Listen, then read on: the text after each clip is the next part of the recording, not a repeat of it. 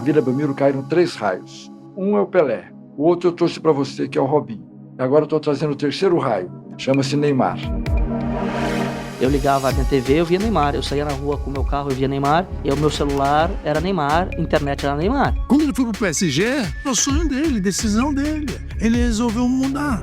Queria muito que meu filho ficasse em Barcelona. Sempre escutava o assovio dele, a voz dele. Então, enquanto eu tava jogando, ele ficava falando alguma coisa. Ele custou 90 milhões de euros. Ele não devolveu nada pros caras. Nada. Zero. Isso é uma relação profissional saudável? Se você quer ser um jogador de futebol, você vai ter que saber escolher seus momentos de ir pro cinema e ir pra balada. Porque no domingo você joga. Então o que você quer da sua vida? Eu vou, mas eu volto. Vocês se lembram, né? Pois bem, o príncipe tá de volta. E aí, pessoal, tudo bem? Bom dia. Rapaz, peguei um trânsito bem, porém, mas cheguei. No dia 17 de agosto de 2010, um grupo de empresários se reuniu com dirigentes do Santos na sede do Banco Santander, na Vila Olímpia. O edifício de 28 andares com vidros espelhados acomodava uma sala luxuosa com vista para o Rio Pinheiros. Todo mundo se sentou nas poltronas de couro em volta da mesa. Estavam lá Luiz Álvaro de Oliveira Ribeiro, o Laor, presidente do Santos; Armênio Neto, executivo de marketing do Santos; Wagner Ribeiro, agente de Neymar; e a estrela da sala, Neymar da Silva Santos, o pai de Neymar. O seu Neymar era a peça-chave daquela reunião.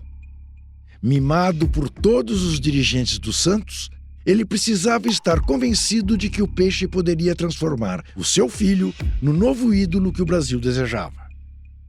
Ao seu lado, uma poltrona vazia chamou a atenção dele. Ele perguntou: Armênio, a gente está esperando mais alguém? Não. Essa cadeira está vazia porque ela foi ocupada pelo último ídolo que o Brasil teve. E o nome dele era Ayrton Senna. Agora ele está vazia de novo, esperando o próximo ídolo do Brasil, que é o seu filho, Neymar.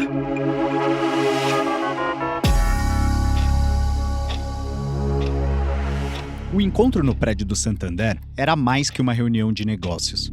Era o tudo ou nada do Santos, a jogada que definiria o futuro do clube. Nós ainda não sabíamos, mas influenciaria também o futuro do futebol brasileiro. Naquela tarde de agosto, o Santos reuniu todos os seus figurões para apresentar ao pai de Neymar um projeto de marketing esportivo que nunca tinha existido no Brasil. Um projeto que iria manter Neymar no clube enquanto construía a imagem dele dentro e fora de campo. Se fosse seguido à risca, não transformaria Neymar em um ídolo, mas sim em um mito. Se chamaria Projeto Neymar. Neste podcast, vamos contar com detalhes o que foi o Projeto Neymar, como ele estabeleceu a imagem de Neymar como atleta e também como marca. Vamos mostrar por que o projeto foi o pontapé inicial para transformar o pai de Neymar em um empresário voraz e temido no mundo do futebol. E também como 15 anos depois, o projeto ganha uma nova versão quando os Neymares decidem voltar ao Santos em uma jogada arriscada. Para o filho, é a missão de recuperar sua carreira.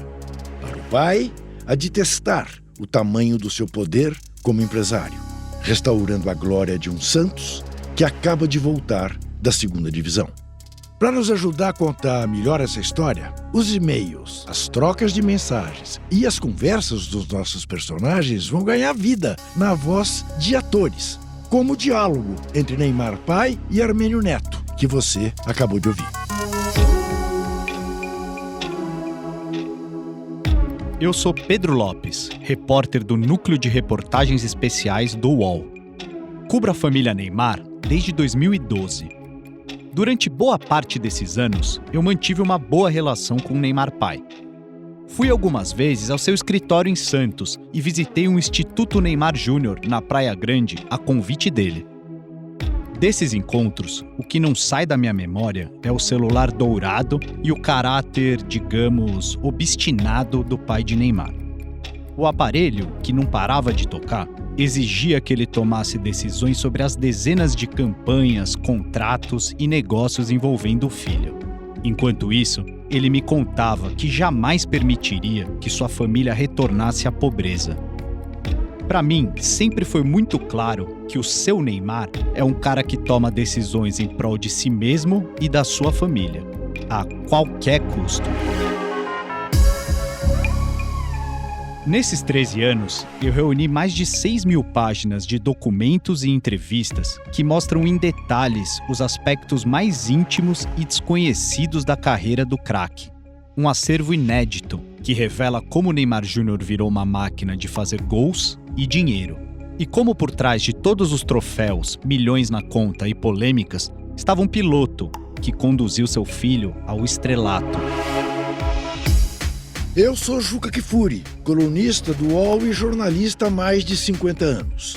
Nessas 5 décadas, sempre mantive meu olhar crítico sobre o futebol dentro e fora do campo. Eu cobri 10 Copas do Mundo e sei do tamanho, do talento de Neymar. É coisa fina, finíssima. Mas também sei que Neymar não se tornou o líder que o Brasil esperava. Para entender o porquê, eu me junto ao Pedro para nos perguntarmos: Neymar se sentou na cadeira que um dia foi ocupada por Ayrton Senna? Qual é o legado que pai e filho deixam para o esporte? Ainda dá tempo de eles escreverem um último capítulo no futebol brasileiro? Este é Neymar, um podcast original UOL Prime.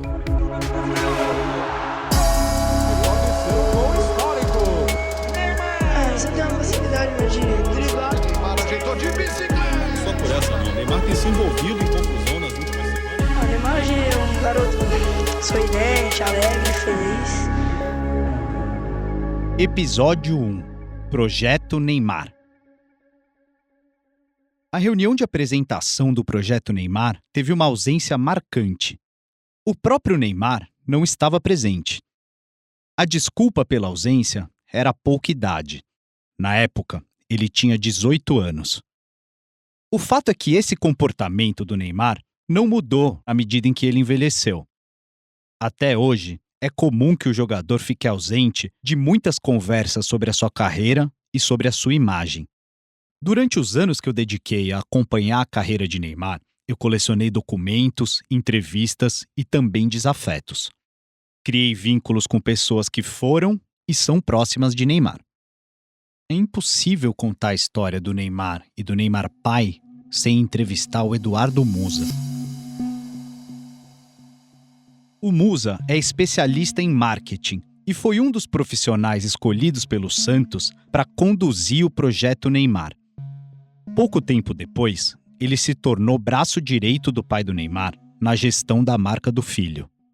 Desde que o Musa deixou a equipe no final de 2015, ele nunca falou em detalhes sobre a experiência de trabalhar com a família Neymar. Por isso, eu achava difícil, muito difícil, que ele topasse participar desse podcast. A gente conversou algumas vezes e eu expliquei para ele do que se tratava o projeto. Eu sabia que o Musa tinha um papel muito importante como número 2 da Neymar S.A. Eu precisava conseguir uma entrevista com ele. Musa não só topou falar, como compartilhou detalhes de bastidores da vida e da carreira do Neymar, como aquela reunião no prédio do Santander. Segundo ele, durante as negociações para emplacar o projeto Neymar, o Laor, então presidente do Santos, surpreendeu o pai do jogador com uma ligação muito especial. O presidente Luiz Álvaro ligou pro Pelé, se falaram pro vídeo e tal, falou sobre a situação do Neymar, como ele, por exemplo, ele é ligadíssimo ao Santos, como ajudou isso na carreira dele não ter rejeição em outros clubes, por ter só jogado num clube que não tem rejeição, transformou a história do clube. Obviamente que o Pelé sabe o papel dele nisso tudo, né? E como ele transformou a história do clube, e que o Neymar era possível fazer isso também. O Musa tinha uma posição única dentro do projeto Neymar. Ele começou como parte da equipe de marketing do Santos. Depois, se tornou um membro da equipe do próprio Neymar. Como viveu os dois lados, ele me contou o que o Santos queria com aquele projeto. Todo mundo ali tinha um discurso que isso, se acontecer o que está acontecendo com a carreira do Neymar, é impossível que ele não vá para a Europa nos tempos de hoje. Mas ele pode ir já mais amadurecido e menos molequinho, como era em 2010, quando ele tinha 18 anos. Em 2010, Neymar já era uma estrela absoluta no Santos. O clube queria mantê-lo no elenco, mas Neymar e o pai vinham recebendo propostas irrecusáveis da Europa. Na época, para o Santos manter Neymar no Brasil, teria que competir com o orçamento de bilionários russos, que dominavam a Premier League e queriam o santista a qualquer custo. O relógio conspirava contra o Santos, e o clube precisava de uma estratégia para manter Neymar na Vila. A solução foi criar uma força-tarefa que iria em busca de patrocínios e marcas que quisessem ter Neymar como garoto propaganda, sempre contratando a empresa do seu pai, a NR Sports. Desse jeito, Neymar continuaria no Brasil e o Santos não iria à falência tentando manter o jogador no time. Isso pelo menos até agosto de 2015, que era a data de validade do contrato. A divisão do faturamento ficaria da seguinte forma: 30% do que Neymar recebia na venda de sua imagem iria para o Santos, 70% para a empresa do seu pai. Pronto! Os termos do projeto Neymar foram aprovados e o contrato seria assinado pelo Santos, por Neymar Júnior e pela NR Sports. O talento de Neymar já atiçava grandes clubes desde que ele jogava na base. Ele era um dos poucos atletas que, aos 16 anos, levava público para os jogos da Copinha. E aí, pronto para entrar o garoto Neymar. Ele é de fevereiro de 1992, nasceu em Mogi das Cruzes, aqui na Grande São Paulo. Ou seja, não tem nem 16 anos, né? Já tem 15 anos. Eu sou capaz de arriscar que ele é o jogador mais jovem da Copa São Paulo. Ninguém sabia onde Neymar poderia chegar, mas os números em campo eram inegáveis.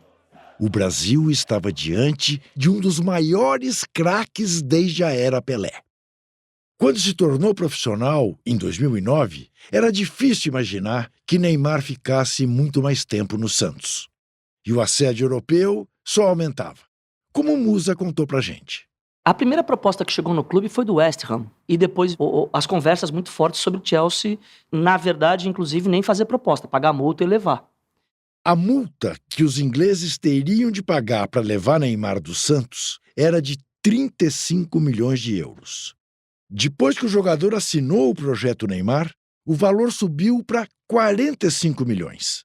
E quando ele renovou o contrato com o Santos em 2011, o valor subiu para 65 milhões de euros. O Luiz Álvaro Ribeiro, presidente do Santos, está agora sim na linha conosco, vai tentar nos posicionar. Boa tarde, presidente. O que está acontecendo em torno do Neymar? O Santos está vendo alguém negociar que não é o Santos essa situação toda, presidente? O Santos recebeu uma proposta do Chelsea, primeiro do West Ham, que aparentemente nos encaminhou a proposta a pedido de um outro clube inglês. E nós dissemos não, e mais, não temos interesse no número oferecido, nem interesse em abrir qualquer tipo de negociação. Alguns dias depois, o Chelsea nos encaminhou uma proposta também por escrito, nos falando num número superior àquele anterior do West Ham. E respondemos com a mesma firmeza: não aceitamos e não queremos abrir nenhuma negociação. O clima na diretoria do Santos era de tensão. Dia sim, dia também, chegavam propostas indecentes à mesa de Laor. A resposta do Santos era sempre a mesma: Neymar não está à venda. Do lado do jogador, seu pai se encontrava num dilema. Como Neymar era muito novo, ele queria manter o filho no Santos mais tempo, para que ele pudesse dar uma amadurecida. Ao mesmo tempo, salivava com as cifras europeias oferecidas pelo filho. Ele foi muito parceiro da ideia do seguinte: se vocês me apresentarem uma coisa boa, eu quero ficar. Agora, eu preciso ter uma garantia, algumas garantias. Já que se ele fosse simplesmente pegar uma planilha e colocar o quanto ele ganharia no Chelsea, quanto que o Santos poderia pagar para ele, ele sabia que o Santos talvez não chegasse nem perto da metade. Mesmo pagando muito mais do que um jogador brasileiro na época recebia aqui no Brasil, né? É aqui que o Santos tira da cartola o projeto Neymar.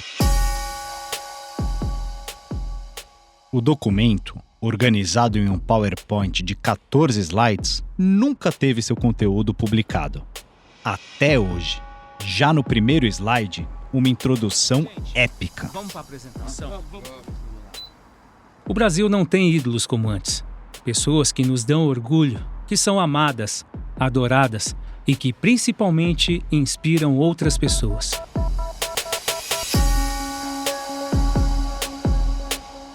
A ideia era construir uma imagem do Neymar fora de campo como um ídolo perfeito, algo na linha de um Guga ou mesmo o Ayrton Senna.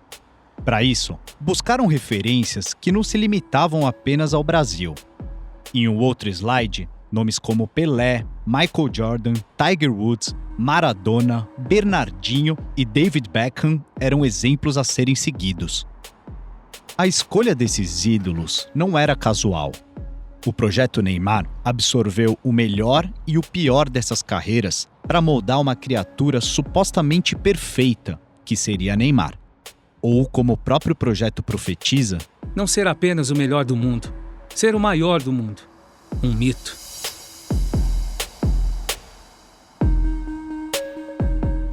O projeto Neymar era mais que um plano de carreira, era um plano de vida para Neymar. No quinto slide do projeto, uma lista definia todas as características que Neymar, aos 18 anos, deveria reunir em si mesmo. Craque, descolado, irreverente, inspirador, ousado, ter sex appeal, ser um cara família, um menino da vila, um presente fantástico e ter um futuro brilhante. Um well-loved guy, um sujeito adorável.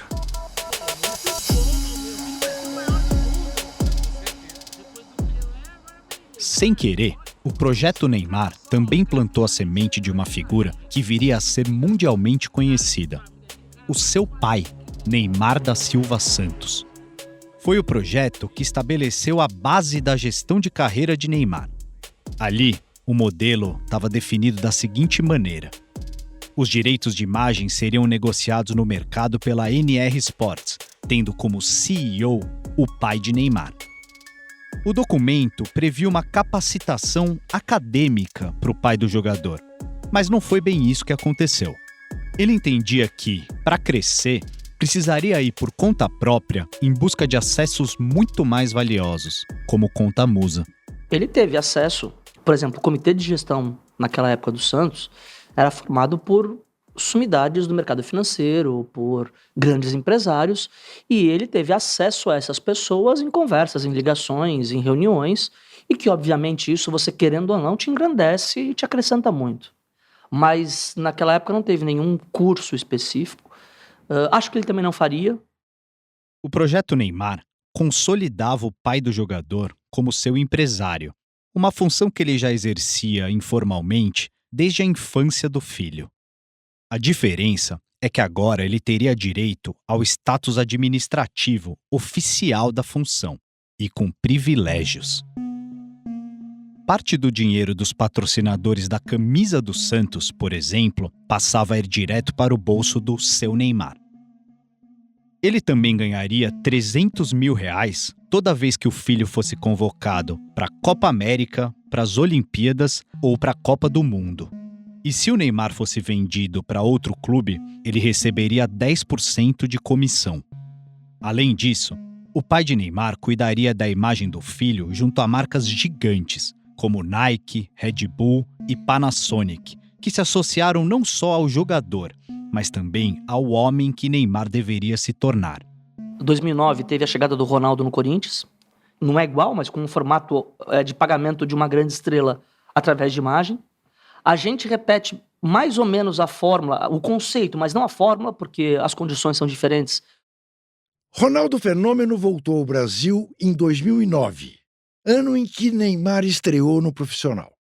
Aos 33 anos, o jogador buscava retomar a carreira dentro de campo no Corinthians e fora de campo com a venda da sua imagem.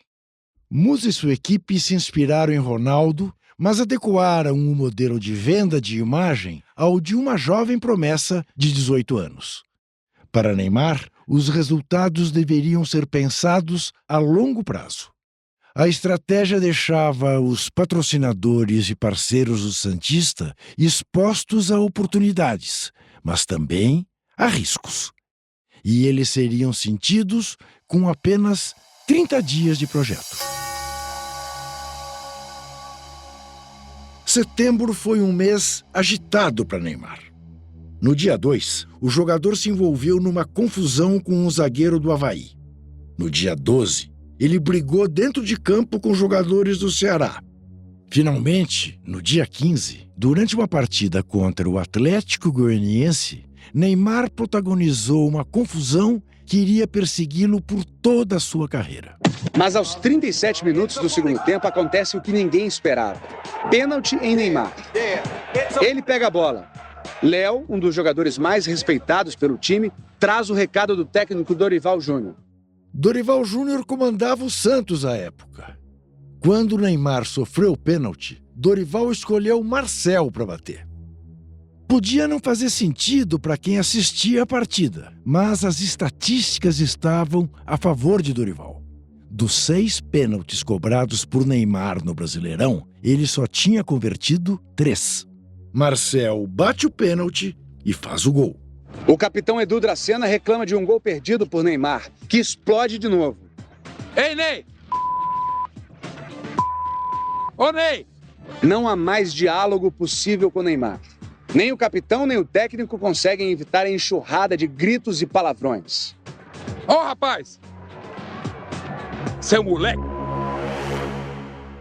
Neymar discutiu com Dorival dentro de campo. Os colegas de time tentaram conter o jogador, mas sobrou para eles também.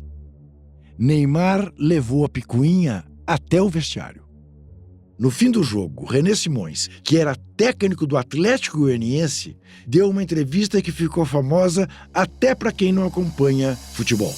Eu poucas vezes vi alguém tão mal educado desportivamente como esse rapaz Neymar. Eu acho que está na hora de alguém educar esse rapaz ou nós vamos criar um monstro. Nós estamos criando um monstro no futebol brasileiro.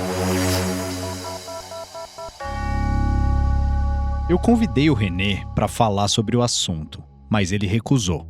Disse apenas o seguinte: sobre Neymar, ficou muito batido. Não há nenhum fato novo.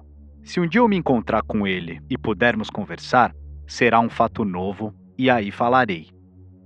Neymar enfrentou a maior crise de imagem da sua carreira até então, apenas um mês depois de assinar o projeto. O episódio com Dorival, que resultou na demissão do técnico do Santos, colocou Neymar como vilão, um papel que ele nunca tinha interpretado.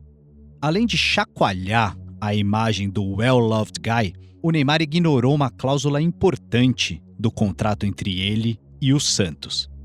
O documento dizia que o clube poderia anular o contrato sem pagar qualquer multa se Neymar cometesse atos graves que refletissem negativamente na sua imagem, na imagem do clube e na imagem de qualquer um dos parceiros comerciais. Se por acaso isso acontecesse, Neymar teria 60 dias para restaurar a sua imagem e a dos envolvidos antes dessa rescisão.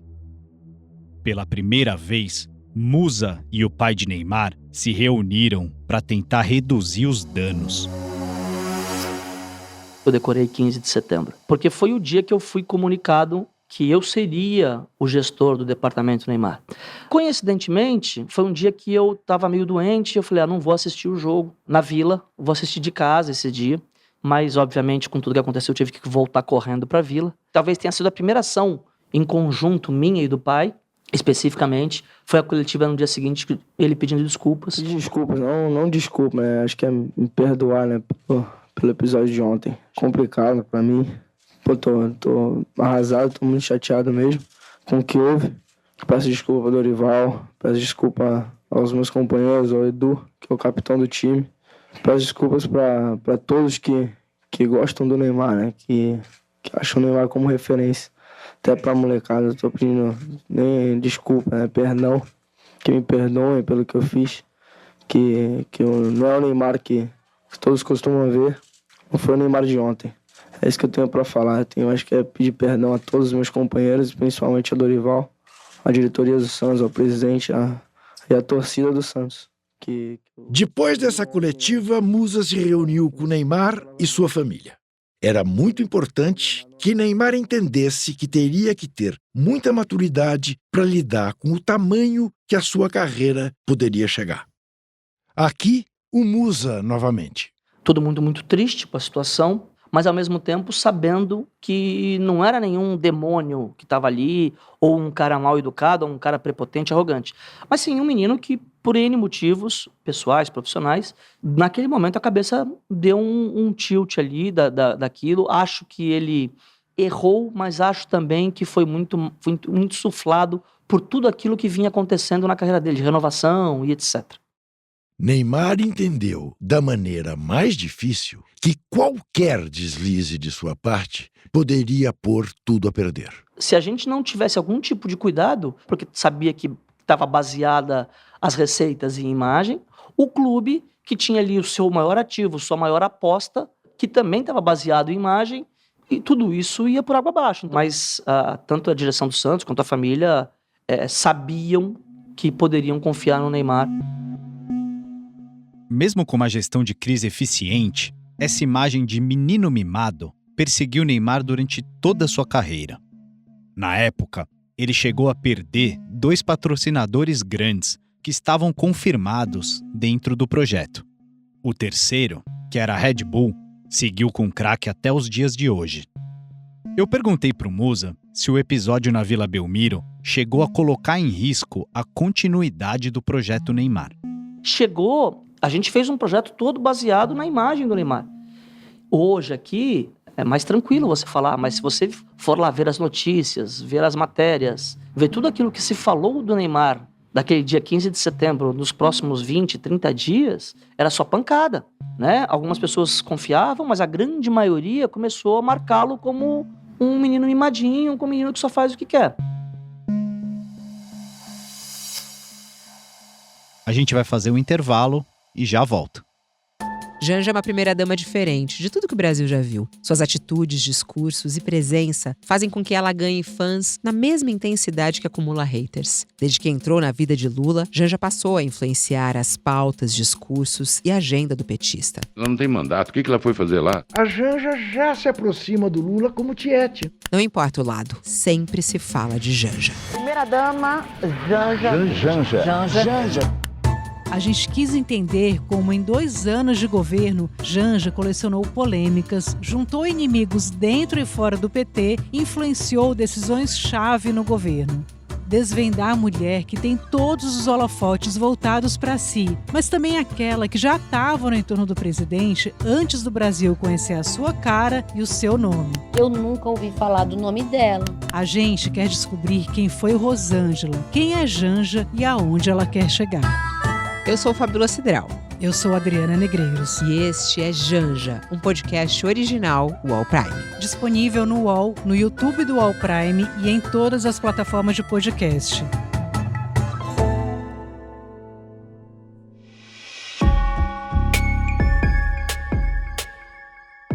Baixada a poeira na Vila, o talento de Neymar voltou a brilhar dentro de campo. Ele sempre foi um cara muito carismático, um cara que todo mundo sempre gostou. Clube, jogadores, sempre se deu muito bem.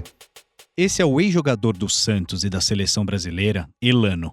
Elano e Neymar jogaram juntos pelo Santos e ganharam um dos maiores títulos da história do clube, a Libertadores da América, em 2011. Nos bastidores, Elano lembra da leveza e da inocência do amigo. Ele ia treinar de skate elétrico, só que ele passava só 2 quarteirões, né? Porque todo mundo sabia que era o Neymar, depois aí virava tumulto, aí tinha alguém que tinha que parar o carro para levar ele. Nas entrevistas que fiz com ex-companheiros de Neymar, ele é sempre citado como um cara muito bacana e um menino talentoso, acima da média.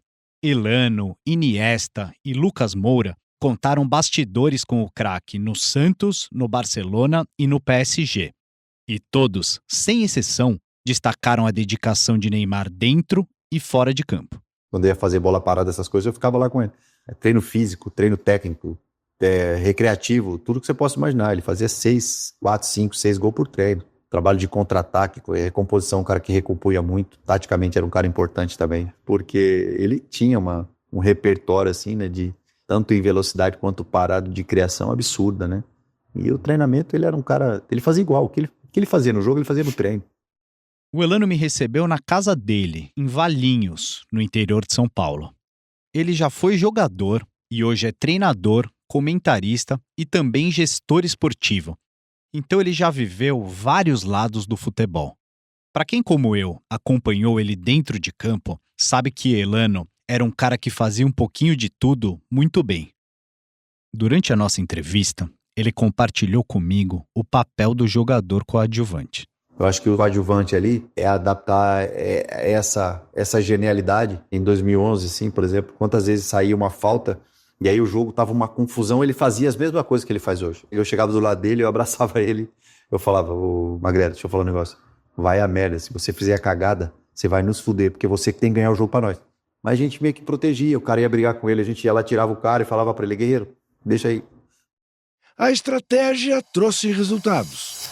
Agora a garotada, Neymar, Paulo Henrique, Arouca, Rafael, os veteranos, Durval, Léo, o Santos comemora! É campeão da Libertadores 2011! O Santos é o novo campeão, glorioso alvinegro praiano. Fora de campo, era Neymar quem agradava os colegas. Os contratos publicitários traziam, além de dinheiro, um bônus inusitado. Neymar vivia carregado de produtos que compartilhava com os colegas no vestiário do Santos. Ele trazia desodorante, trazia cueca, trazia Red Bull, trazia um monte de coisa pra dentro do vestiário. Tá acabando o desodorante lá em casa, hein? Então a gente dava risada. Fazia questão de trazer muitas coisas pra gente pelo vestiário. Tem até as histórias engraçadas, né? Quando ele veio, quando ele olhou pra mim no vestiário, ele falou, cara, eu preciso te contar um negócio. Eu falei, você engravidou quem, mano? Ele olhou pra mim e começou a dar risada, né? O jovem Neymar é com certeza a maior celebridade do futebol brasileiro no momento. Assediado por fãs de todas as idades, o atacante do Santos hoje confirmou que vai ser pai. Na verdade, quem soube a notícia primeiro que todo mundo fui eu. Como eu disse no começo do episódio, o Musa participou de muitos momentos da vida de Neymar. Ele soube, antes de todo mundo, que o craque iria ter um filho. Inclusive, antes do pai de Neymar. E ficou responsável por pensar em uma estratégia para divulgar essa notícia enquanto protegia a privacidade do jogador e de Carol Dantas, a mãe da criança. Quando você recebe a notícia, basicamente o que te forma na cabeça é alguém que fez de propósito, que quer pegar carona no sucesso de visibilidade financeira do Neymar. Só que não é nada disso. Logo de cara, o pai de Neymar não recebeu bem a notícia e desconfiou das intenções de Carol Dantas. Para ele, o filho de 19 anos, que despontava como estrela no Santos, podia estar sendo enganado. Mas o próprio Neymar e sua equipe de gestão de imagem mudaram a opinião do patriarca. Conversando com o filho e com Carol, acabou se desarmando e aceitou a novidade. Juntos, Neymar e Carol seguiram em frente com a gravidez. Preferiram não ser um casal, e sim amigos que teriam um filho juntos. Essa era uma decisão muito polêmica para se tomar em 2011. Naquela época, era impensável que um jogador do tamanho do Neymar assumisse um filho sem anunciar junto a data do casamento. Neymar bancou a sua escolha, mesmo sabendo que ela poderia trazer prejuízos para sua imagem. Ser pai e o maior jogador de futebol do Brasil ao mesmo tempo era um combo que poderia ter aniquilado a sua carreira. Por mais que realmente no início foi uma bomba interna, né? Uma bomba para a família, uma bomba para quem trabalha e principalmente uma bomba para ele, para a cabeça dele. E eu acho que a Carol, né, a mãe do Davi, ela tem um papel fundamental em não atrapalhar a ascensão do Neymar. Porque naquele momento ela tinha a possibilidade de transformar a vida do Neymar no inferno. E muito pelo contrário, ela não só não transformou, como ela ajudou muito com tranquilidade, com calma, com um excelente relacionamento. Mas Neymar soube lidar com a pressão do momento, com uma maturidade que impressionou todo mundo, inclusive a imprensa. A equipe do Projeto Neymar estava ocupada. Conseguiram contornar a paternidade inesperada e o episódio turbulento com Dorival Júnior. Mas ainda tinham uma decisão difícil para tomar. Neymar já tinha ganhado tudo com o Santos e o seu rosto não saía da TV. O assédio europeu não cessava e seu pai se preocupava com as decisões que Neymar teria que tomar em muito pouco tempo. Ele não queria que o filho cedesse às pressões externas e pediu um favor para o Elano. E o pai dele me chamou, né? Ele falou, vem cá. Aí estavam as 3 propostas, né? Que ele tinha que resolver naquele momento, ou continuar no Santos ou ir para um dos clubes. Pediu para eu passar para o Neymar a questão como é fora e como é o Brasil. O Brasil ele sabia porque ele estava. E ele olhou para o pai dele e falou, pai, eu quero ficar no Santos e depois eu quero ir para o Barcelona. Neymar renovou o contrato com o Santos em novembro de 2011, surfando a onda da conquista da Libertadores. Dessa vez, com várias regalias extras. O Peixe agora seria obrigado a comprar voos de primeira classe para o pai do jogador. A partilha da receita também mudou.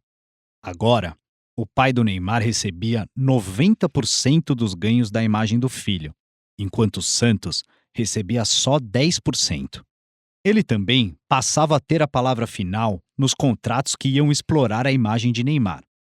E começava a usar a sua influência para selar os seus próprios negócios. Ele captou parcerias e fechou contratos para fazer campanhas publicitárias com empresas como a Nine, do Ronaldo Fenômeno, e a Trafic, do J. Ávila. Esses acordos já eram sem a presença do Santos.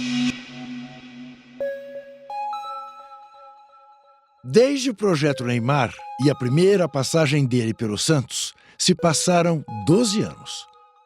Nesse período, Neymar rodou o mundo e seu pai virou um notório empresário.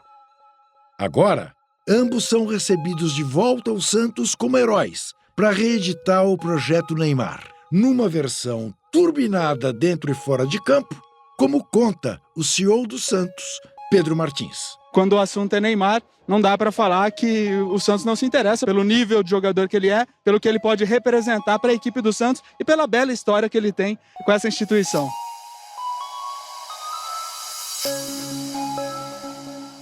Em 27 de janeiro, Neymar deixou o Al Hilal, da Arábia Saudita.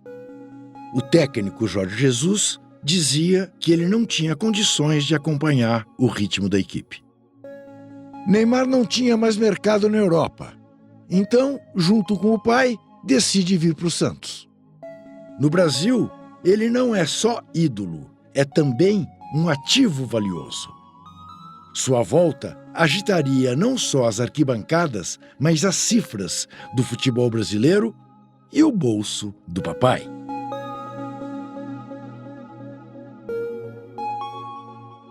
A possibilidade do retorno era tão importante para o Santos que o clube voltou a recorrer a uma mensagem do Rei Pelé, dessa vez apelando para a inteligência artificial. Olá, Ney. Tudo bem? Tenho certeza que você sabe quem está falando. E o nosso peixe, hein? Tô vendo tudo aqui de cima. Tempos difíceis. A cidade ficou triste.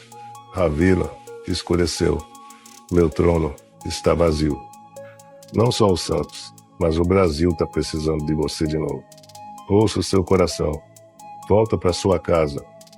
Eu permito que você use meu trono e minha coroa. Dá o seu show na vila novamente e se prepara para trazer o Hexa pra gente. Lembra o que você prometeu? Eu vou, mas eu volto. O vídeo foi mostrado para Neymar pai antes de se tornar público. 4 dias depois da exibição, Neymar se apresentou como novo jogador do Santos. A apresentação, batizada de Ney Day, foi organizada às pressas na Vila Belmiro e aconteceu embaixo de uma chuva torrencial. O retorno do príncipe teve um impacto imediato no clube. o Santos renegociou contratos, fechou 3 novos patrocinadores e contratou Benjamin Roleiser, jogador argentino que era alvo de clubes bem mais ricos. E Neymar passou a usar a sagrada camisa 10 do Rei Pelé. Mas todo o entusiasmo em torno da família Neymar dá a entender que o Brasil esqueceu da saída polêmica do jogador e de seu pai do Santos em 2013, numa das manobras mais controversas do futebol brasileiro. A presença desde cedo do pai de Neymar, a chegada de empresários e representantes do Barcelona.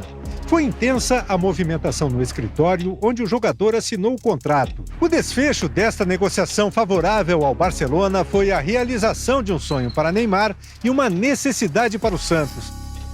A ida de Neymar para o clube espanhol é um dos episódios mais nebulosos do futebol.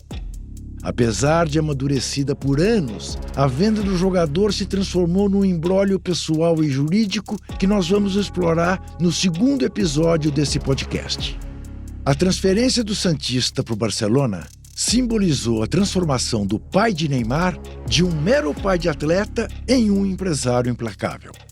A nova persona, que se tornaria mundialmente famosa, não seria mais coadjuvante do sonho do filho.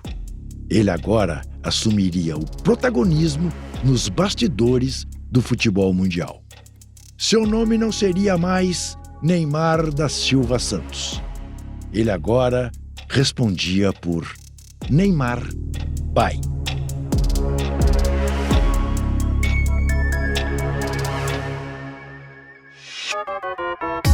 No próximo episódio de Neymar. Tem um jogador lá do Brasil que a gente não pode perder. Ele falou, quem que é? E eu falei, o jogador chama Neymar. Foi uma briga forte em esse mercado dos empresários do futebol. É um mundo bem complicado. Cada vez que o Barcelona falava que queria, o Real Madrid aumentava a proposta. O staff do jogador falou para a diretoria do Santos, ou vocês vendem agora, ou então ele fica aqui até assinar um pré-contrato com outro clube. Na saída da casa eu falei para eles, olha, o Neymar nunca vai jogar no Real Madrid. Fala galera, minha família e meus amigos já sabem a minha decisão. Segunda-feira assino um contrato com o Barcelona. O Santos está contratando 2 escritórios de advocacia na Espanha para conhecer todas as informações sobre a transação com o Barcelona. É meu pai que toma conta de tudo, meu pai que sempre faz as coisas. E é um cara que se pedir para assinar qualquer documento, eu vou assinar.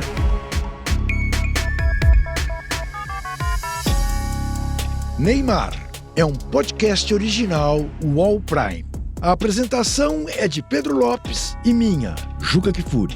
A reportagem é minha, Pedro Lopes, e de Tiago Arantes. O roteiro é de Helena Dias. A pesquisa é de Pedro Lopes, Tiago Arantes, Helena Dias e Bárbara Falcão. A coordenação é de Lígia Carriel e Daniel Tosi. A produção é de Caroline Monteiro. A transcrição é de Laura Reustab. A montagem é de Jefferson Barbosa. O desenho de som e a finalização são de João Pedro Pinheiro. Trilha sonora original de João Pedro Pinheiro. Trilhas adicionais do Epidemic Sound. Direção de voz de João Pedro Pinheiro e Mirella Guilhem. Design de Suelen Lima. Motion Design de Leonardo Henrique Rodrigues. A direção de arte é de Gisele Pungan e René Cardilho.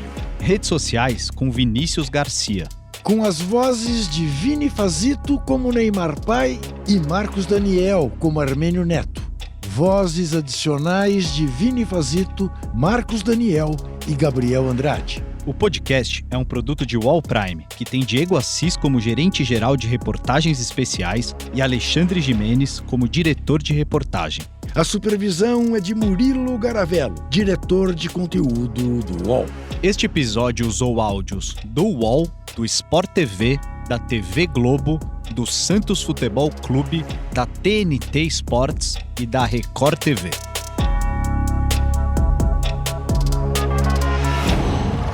UOL.